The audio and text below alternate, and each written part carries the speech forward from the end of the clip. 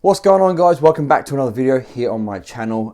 Before we get started, I've got to apologise I couldn't get a video out the last few days. Had a couple of things going on and it's meant that I couldn't get back to making a video. So I'll do a Leeds prediction at the same time. It'll be a pretty quick one. I'll try and make the video relatively quick. The last one was meant to be like 10 minutes and it ended up 20 because you get on a bit of a rant and that's it.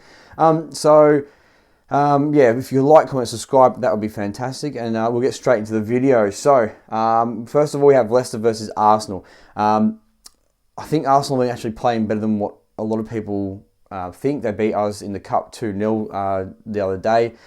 We were better in the first half. They ended up getting on top of the second half. We were just poor. Liam Cooper mistake, which we'll get onto at the back, and that's the reason why people complain about Liam Cooper. I know that sometimes he does quite well, and then he lets himself down. Bit of a silly substitution from Bielsa, switching over Llorente for Cooper. But anyway, we won't get into that. It's a different video. So Leicester Arsenal, I've got this down as a 1-1. I think Leicester. I've just got this feeling Arsenal are going to just score a goal. Leicester will score. I'm probably leaning more towards Leicester, but if I'm honest with you, I've got that feeling it's a 1-1 draw. Watford versus Southampton. I've got this down as 2-2 because Watford played really well against Everton during the week. Got the 5-2 win. Claudio Ranieri bringing his style of football in, and it seems to have worked pretty much straight away. They were losing 2-0 to Everton and then come back and score 5 goals. So I've put down 2-2 because I've got a feeling they're going to maybe nick a point.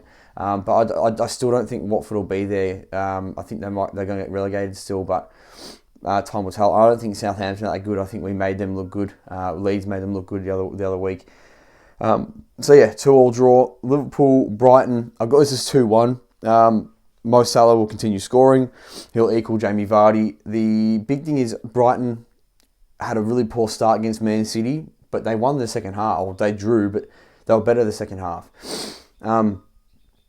I've got a feeling it's going to be a closer game. I think that Brighton are going to be really, really difficult to break down at the back for Liverpool, and they'll counter-attack quite hard. But I think Liverpool will have too much in the end because Mo Salah is right now the best player in the world, without a doubt. Newcastle-Chelsea. I've got Chelsea winning this 3-0 after their 7-0 beating of Norwich.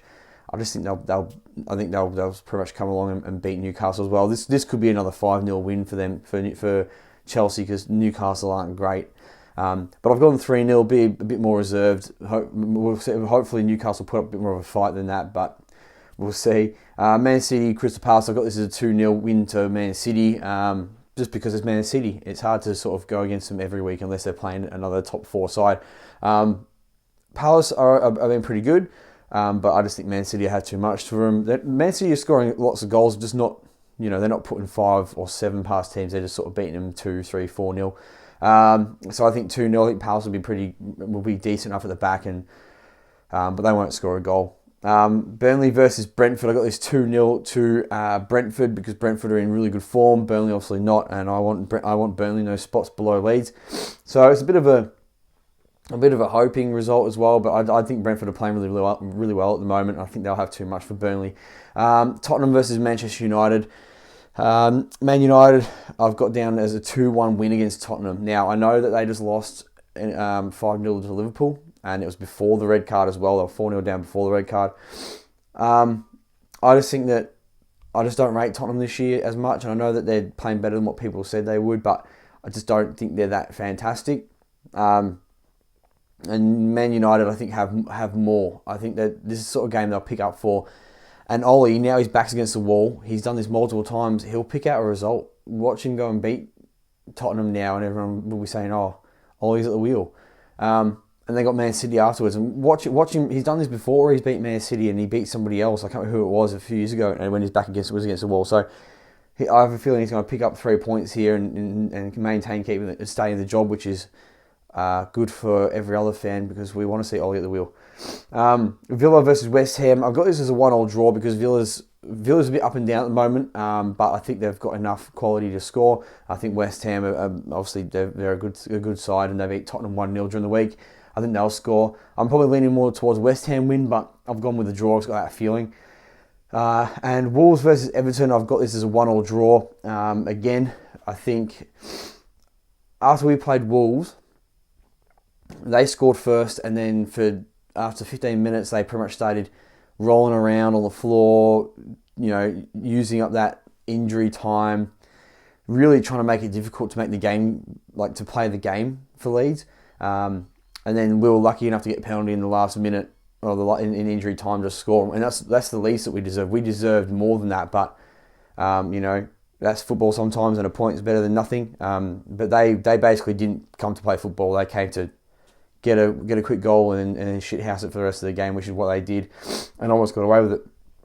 I think this will be another 1-1 draw because Everton are good, but it's got that feeling. I just don't know. They both going to be like, I think Wolves are going to be pretty good at the back. Difficult to break down for Everton, who are attacking side at the moment and not as great at the back. I don't think. And Chan's been scoring lots of goals for Wolves, so it'll be a 1-1 draw. And on to the Leeds Norwich game. So,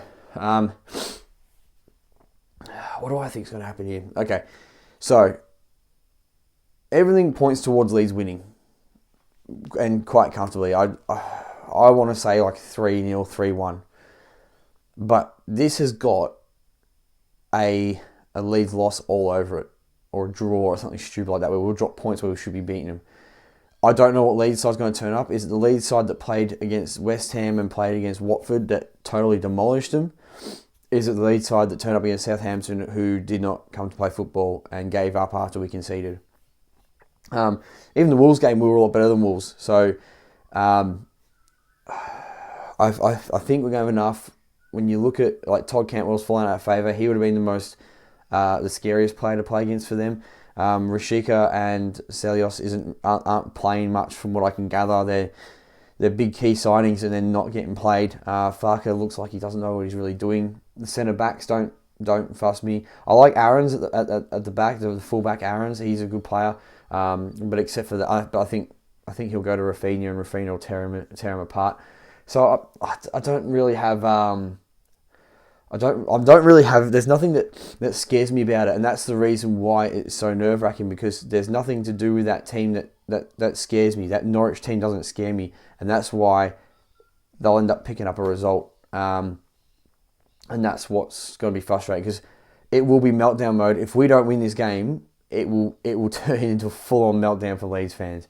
I'll be very disappointed if we don't win this game. But of course, context is everything.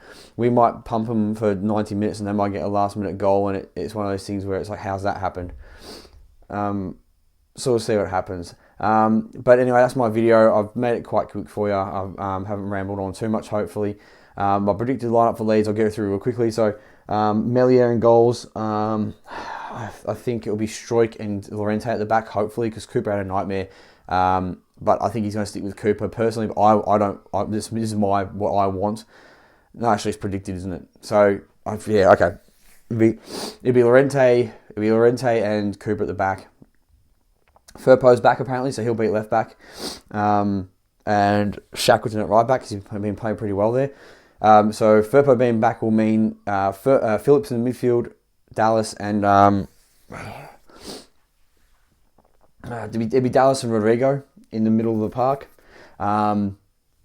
Sorry for looking down the video, I'm just trying to think at the same time. Dallas and Rodrigo in the middle of the park, maybe Click, but probably not Click because he's been inconsistent. So I think Dallas and Rodrigo. Rafinha on the right because he's back. No Bamford. So I'm hoping for a Gelhardt up top. If not, it'll be Click, Dallas in the midfield and Rodrigo up top. But I think it's proven that Gelhardt's a better striker at the moment than Rodrigo, which is crazy to say, but I'd rather have Rodrigo in the midfield and have Gelhardt up top and see what he does. And against Norwich, he can get, that's a championship side and he was good in the championship, so he can get at that championship back line.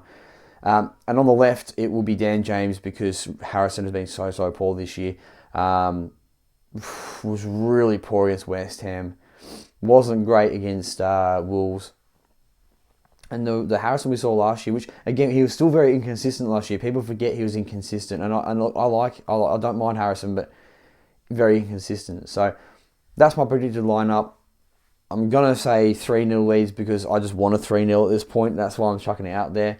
But we're not scoring 3 goals, so it's more of a hoping figure than anything. So I'm going to go 3-0 Leeds, and it's going to be comfortable because I'm going to speak it into existence like I spoke last week I said I'm going to speak the Wolves game into existence, but the Wolves win into existence, but obviously ended up being a draw. So sort of worked halfway.